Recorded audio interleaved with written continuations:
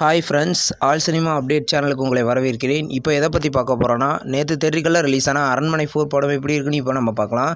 சுந்தர் சிக்கு தமன்னா தங்கச்சி அவங்க மர்மமான முறையில் இறந்து போகிறாங்க. அது எப்படி இறந்தாங்க, இப்போ கடைசியில் ஒரு பேயை காட்டுறாங்க, பாக்குன்னு ஒரு பேயை காட்டுறாங்க. அந்த பேய் கடைசியில் என்ன பண்ணுச்சு, அழிஞ்சிச்சா இல்லையா, இதான் அந்த படத்தோட ஒன்லைன் ஸ்டோரி. இந்த படம் எனக்கு கொஞ்சம் ஆவரேஜாக தான் இருந்துச்சு. இந்த படம் பார்த்தீங்கன்னா அரண்மனை 1, 2, 3 மாதிரி இதுவும் ஒரு பங்களா பேய் கான்செப்ட் தான், மாற்றமே கிடையாது. ஆனால் ட்ரெய்லரில் அப்படி காமிக்கல. இந்த படத்தில் பார்த்தீங்கன்னா எல்லோரும் டீசெண்டான நடிப்பை கொடுத்துருக்காங்க. கோவைசெல்லாம் யோகி பாபுவோட காமெடி அங்கங்கே சிரிக்க வச்சுச்சு. ஆனால் விடிவி கணேஷோட காமெடி அங்கங்கே சிரிக்க வைக்கல. ஆனால் அது ரொம்ப ஆவரேஜாக இருந்துச்சு. ஆனால் எல்லாரோட நடிப்பு டீசெண்டாக தான் இருந்துச்சு. விடிவி கணேஷோட ஸ்க்ரீன் டைமை இன்னும் கொஞ்சம் இன்க்ரீஸ் பண்ணியிருக்கலாம். அதான் இந்த படத்தோட மைனஸ் பாயிண்ட்டு.